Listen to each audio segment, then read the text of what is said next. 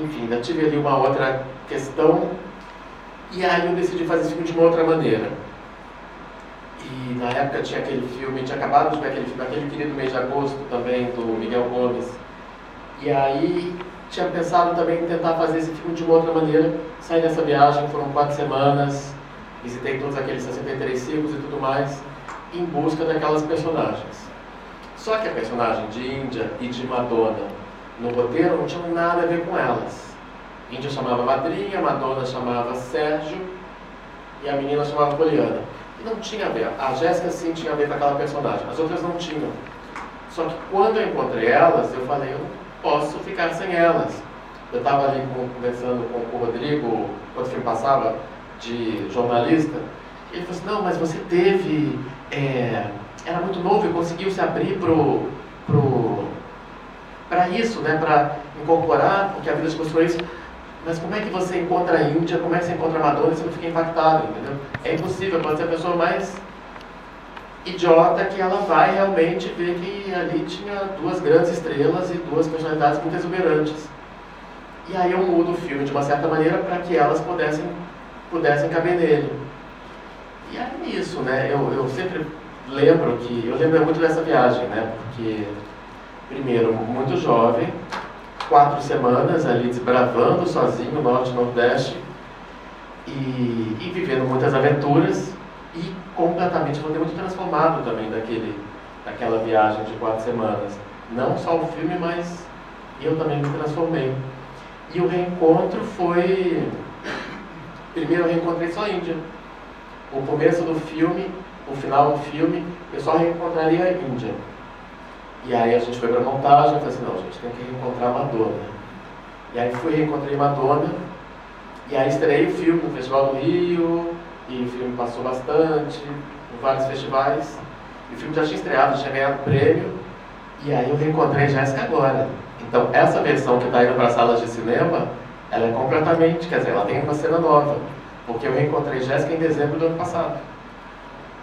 Então, e terminei também, eu acho que eu concluí, tanto foi bom para mim, foi bom para ela, e eu acho que foi bom para o filme também, ter esse reencontro com Jéssica 15 anos depois. E o reencontro da Jéssica, que até é o mais bonito para um deles, porque ela está muito distante já daquela. Interessante que seja tanto tempo depois. Sim, ela é outra, né? Ela tomou outro rumo na vida, foi fazer outras coisas, casou, enfim. E abandonou o circo, né? E uma figura muito especial e muito engraçada também.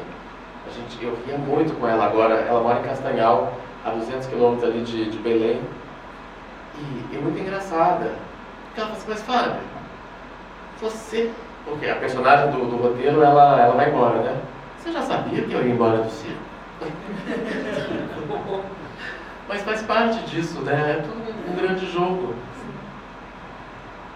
Porque tu tinha um projeto inicial, né, que, enfim, não deu certo, não conseguiu concluir, e aí depois teve um segundo projeto, aquelas cenas ali que tá o Murilo, que tá o personagem do topógrafo, aquilo ali tudo tu fez em 2010 também, naquela época ali. Porque às vezes eu vendo, assim, eu vi há um tempo atrás, quando eles me mandaram, eu vi essa semana de novo, hoje eu vi um pouco. E aí as coisas se confundem muito, né? Parece que tem passagens assim que foram feitas, sei lá, no passado. É incrível a construção, assim, como tu pode ir pensando e construindo várias coisas também, né? Várias versões diferentes para cada um. Tem até anos 60, né? Que Sim, é o ano sim. final. Mas eu achei que eu fosse filmar uma parte, a gente ficou 4 semanas filmando esse projeto. Era um curta-metragem daquele que chamava Etnodoc, que era um edital de documentários etnográficos. Então eu fiz um média de 26 minutos para esse edital, mas o que eu queria mesmo era fazer nesse tempo esse projeto. Eu tinha R$80 mil em 2010, eu filmei 4 semanas com 3 estrangeiros, porque era a minha equipe de Cuba, era meu sonetista cubano, que está no Brasil até hoje, a fotógrafa Daniela Carrias, que depois foi a primeira mulher a ganhar um Goya de fotografia, fotografou aquele filme que ganhou o Urso de Ouro, Alcaraz, e um montador mexicano. Isso, Maia Darrim, produzindo a filmagem de 2010, mas éramos nós 5, assim. E aí depois eu achei que eu fosse mostrar o filme, mostrar um trecho, que fosse conseguir o financiamento. Mas imagina, eu só consegui financiar a finalização depois das 12 Irenes. Então, foi... E aí não dava para voltar como ficção, né? E uma coisa que eu fiquei pensando, como o Marcelo está aqui, Marcelo Gomes, eu lembro quando o Marcelo viu minha tese de Cuba, e aí ele falou que tem um momento que tem ali uma aparição de uma mulher com os mascarados. Aí o Marcelo comentando, ele falou assim, pois é, aquilo ali é estranho, né?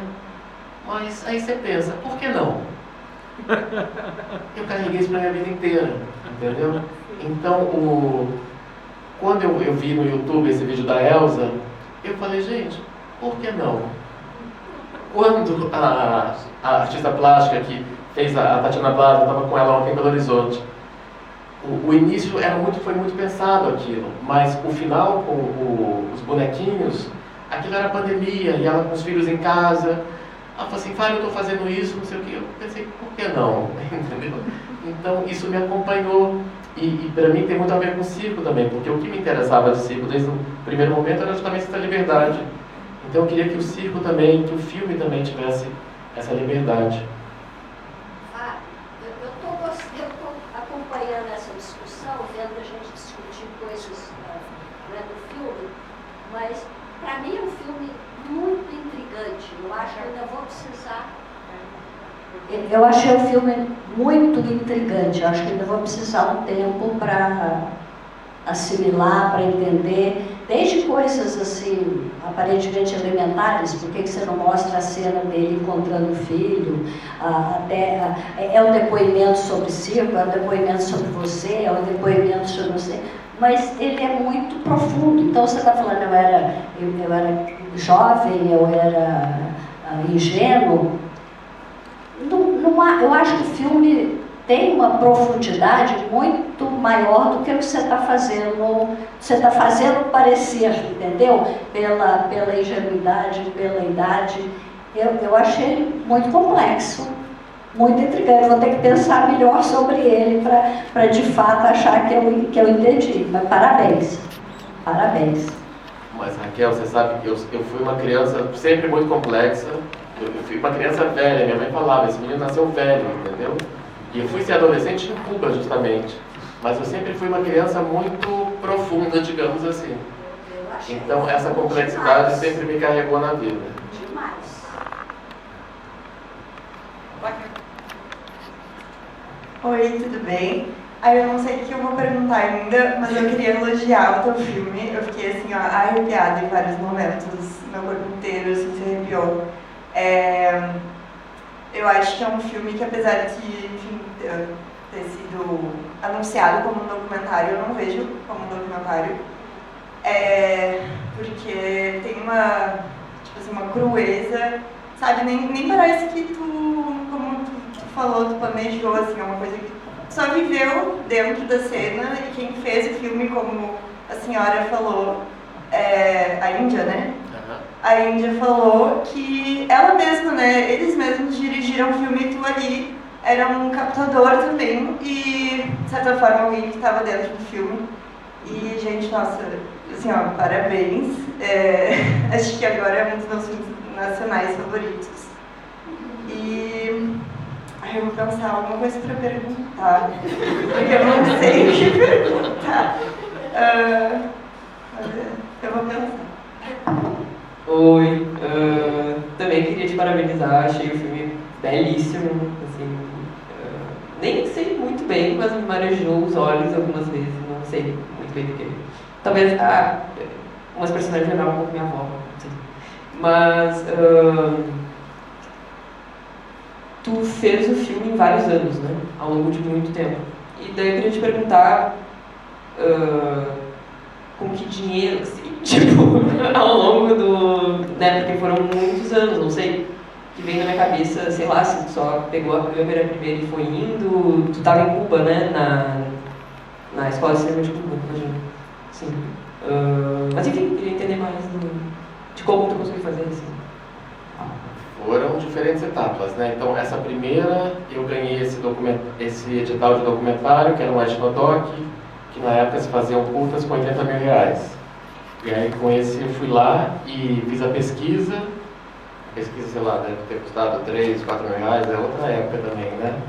E aí, fiz essa filmagem, e aí fiquei sem dinheiro nenhum. Eu fiquei um ano endividado, na verdade. E foi a última vez que eu fiquei endividado. Aí eu lembrei, vou só fazer um parênteses, tá? Parece besteira, mas não é. A Vera Moutz, que foi a atriz do último filme, ela faz um espetáculo. Alguém viu Ficções aqui? E tem um momento em que ela faz um jogo no final. Quem aqui se acha livre? Quem aqui nunca contraiu uma dívida?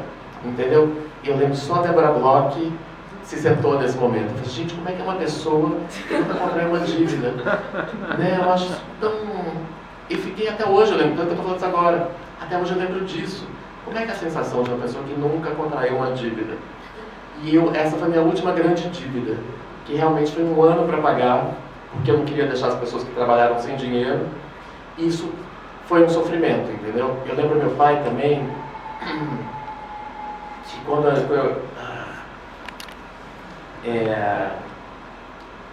eu era mais novo, meu pai às vezes tipo, não dormi nada essa noite. Ele perguntava, não dormiu por quê? Pensando em dívida. A gente não dormiu por causa de dívida? Que coisa besta. Até que eu contraí uma primeira dívida. E aí foi isso. Aí vivi essa questão. E aí depois fiquei sem conseguir fazer o filme. E aí eu ficava montei sozinho durante muito tempo, anos. Final Cut, que eu sabia operar. E aí em 2018, depois das Duas Helênicas, que foi o primeiro filme que eu fiz, teve um relativo sucesso, consegui que eles acreditassem em mim para terminar esse filme. E aí eu ganhei um dinheiro para finalizar e foi com isso que eu finalizei o filme. Mas mesmo assim ele levou o seu tempo, né? Porque era pouquíssimo dinheiro. A influência da sua família é muito grande, né? Sobre você. Não sei nem se é influência, Raquel, mas é isso, né? É uma coisa que a gente é karma.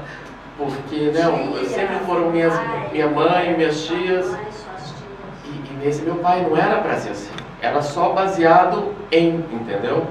Então foram as coisas que foram acontecendo nesse período também. Quando eu fiz essa cena em que porque é aquela coisa, né, que é uma coisa que eu sempre acho importante, a gente sempre lembrar qual é a motivação inicial de um filme. Então, como o processo entrou na montagem, todo o processo, os roteiros, os cadernos de anotação, eu falei, não, tem que falar também qual foi o ponto inicial e a minha vontade de fazer esse filme. E aí entrou a história do meu pai. E era aquela cena isolada. Eu não sabia que eu ia ter que depois fazer uma cena a mais e uma imagem a mais, né? Então aquela imagem que eu estou segurando, o slide do meu pai, eu fiz em Cuba justamente. Eu estava dando aula e um dos meus alunos que filmou. Porque eu realmente fiquei com aquelas diapositivas, com aqueles slides, quando meu pai morreu. Então foram das coisas que eu voltei para São Paulo com isso. E quando eu vi aqueles slides, eu pensei, mas isso tem tanto a ver com o filme, né? Parecia que eram frames do filme, aí eu quis incorporar. Então, tem a ver com o processo também, mas não era para ter sido assim tão forte. Era só uma passagem. Mas era um processo também que não tinha nada a ver com Marília Pêra, nem Elba Ramalho, né? Não, mas tinha que ser isso.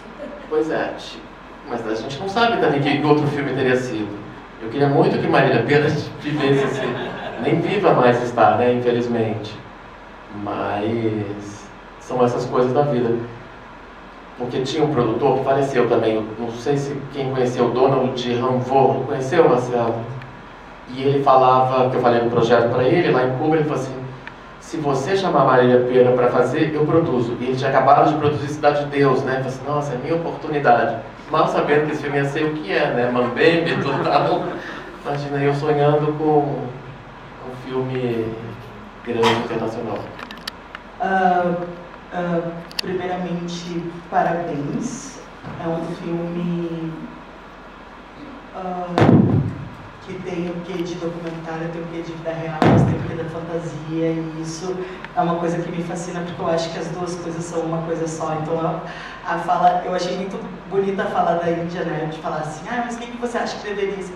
Não, a pessoa, né? E aí eu fico pensando assim, como que deve ter sido o processo, eu sou atriz, e aí eu penso assim, como que deve ter sido o processo dela de se ver como uma pessoa, mas é atriz, e daí eu acho que ela deve ter visto, nossa, é um pouco diferente realmente, né, mesmo de interpretar, mas enfim, vários pensamentos aqui.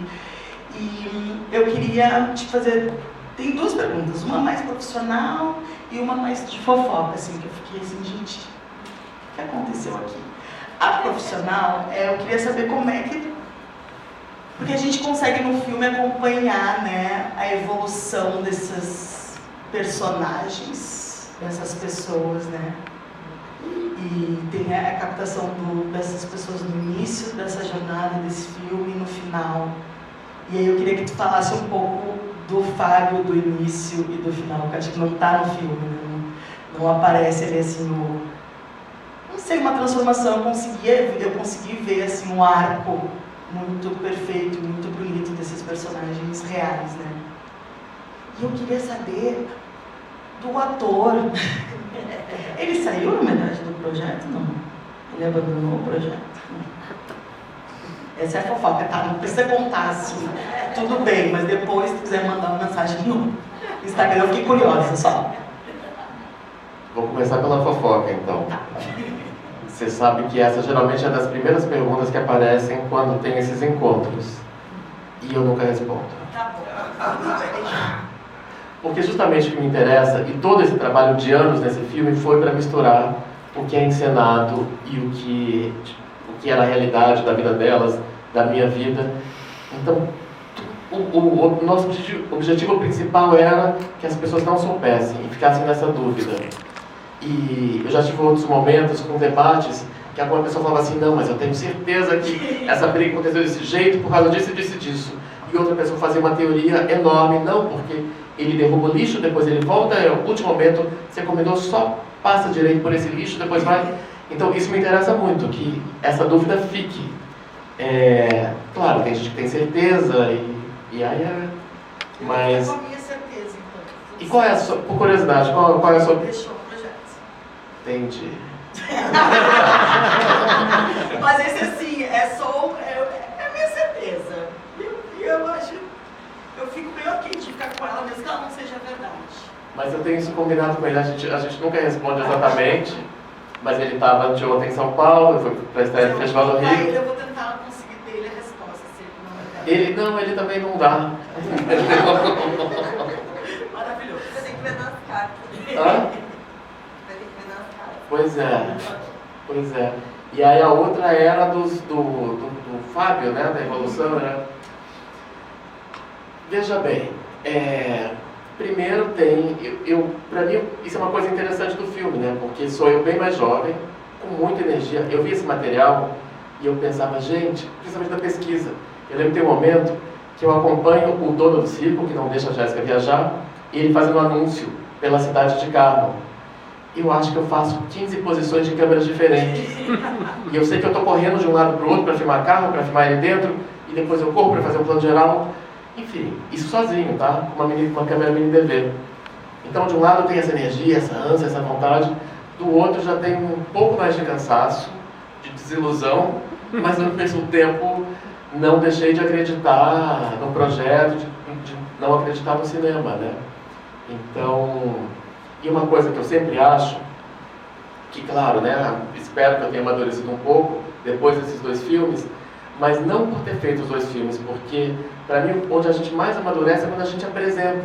Porque, por exemplo, sessões como essa, quando a gente escuta, vem coisas novas, e aí é como se a gente aprendesse mais do filme. Isso aconteceu ontem, vai acontecer hoje, quando a gente apresenta. Então vem coisas novas e meio que esclarece coisas que a gente não entendia mesmo, porque é tudo muito misterioso, né? As coisas que acontecem nesse filme são muito misteriosas.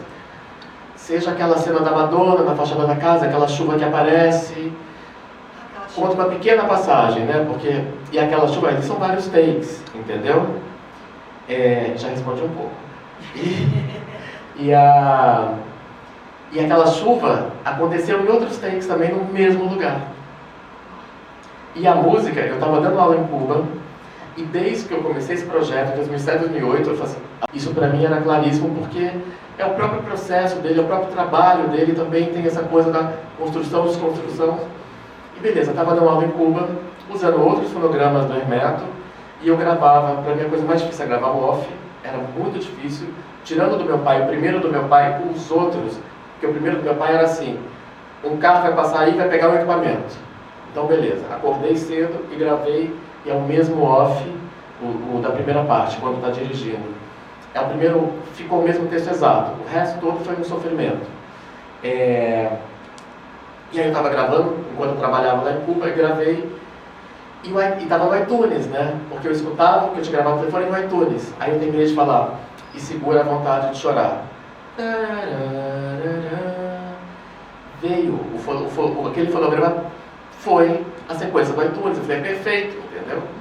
Porque eu tinha os discos do Hermeto todos ali, mas aquele fonograma foi soprado no meu ouvido, aquilo ali foi um presente, porque ele era perfeito, ele casava perfeitamente para aquela cena. Mas não fui eu que fui atrás, foi uma coisa que, sabe-se lá, são os mistérios da vida. Por isso que tudo é uma aprendizagem também, né? Por isso que eu disse que o filme é muito mais profundo do que a gente está pensando. Estou adorando, mas eu vou ter que ir embora. Claro. Parabéns. Obrigado. Maravilhoso. Raquel, essa Amém. mulher fantástica que Amém. me acompanha desde o primeiro filme, secretária de Educação do Estado, uma figura que é de Goiás também, e eu sou um grande fã de Raquel. Muito obrigado, me sinto sempre muito honrado. Isso é recíproco. Eu sou fã incondicional. Obrigado, Parabéns, Raquel. Mas eu ainda vou pensar muito tempo. A ideia é essa, Raquel, a gente faz filme para essas pessoas ficarem pensando. O importante é de manhã cedo. Pensei na minha pergunta. A última palavra que tu falou foi aprendizagem, e é justamente isso que eu ia perguntar na minha pergunta. Então, olha que loucura, né? As coincidências do universo, né? Que tu estava falando também. Mas, assim, eu acho que esse filme... Eu vou fazer uma suposição sobre ti, porque eu não te conheço. Meu Deus, não faça isso. Mas tu falou que contraiu uma dívida e que tu se desesperou. E esse tipo de pessoa, tipo os andarilhos, eles, de certa forma, lidam de forma diferente do que os sedentários como nós, né? Que a gente é sedentário. Eu queria saber se nesse processo de contração, não precisa falar da dívida, mas assim, pelo que eu entendi, era concomitante com o processo de filmagem. Como é que o que tu aprendeu com os andarilhos sendo um homem, suponho, sedentário, como todos que aqui habitam em apartamentos? Eu não habito em apartamento, eu habito em casa, não sou sedentário. Sedentário no sentido de não ser andarilho, não sei, não te conheço. Não, eu entendi, só tô... Mas... eu acho que aprendi sobre liberdade também, né? Porque quando, por exemplo, fazendo essa pesquisa, uma coisa que teve um momento na Bahia, que eu lembro que enquanto eu fui visitar o circo, como eram muitos circos, eu não via o espetáculo de todos, né? Às vezes eu via 3 circos num dia. E aí eu lembro que eram 2 pais procurando uma filha, que tinha desaparecido com o circo. E essa foi uma constante também, dessas pessoas que fugiam com o circo. Ou eu conheci elas já fugidas, ou tinham acabado de fugir. Aquela moça que fala também que está há uma semana no circo. E eu entendo isso. Eu acho que é uma possibilidade, é um lampejo de liberdade na vida, que algumas pessoas não têm. Eu fui uma criança em Goiânia. Então, de repente, nos anos 90, 80 também, né? Então, de repente, tinha naquele terreno baldio, que eu estava acostumado a passar por ele, aparecia um circo, ficavam aquelas pessoas, faziam um espetáculo, de repente elas sumiam.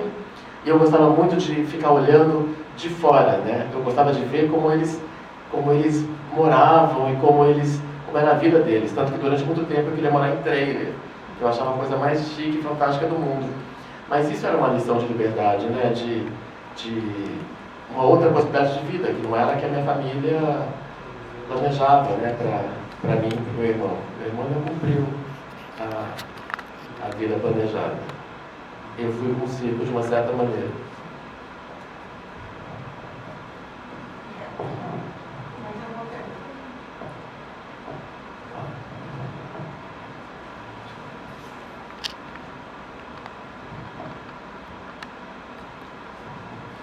É isso, gente.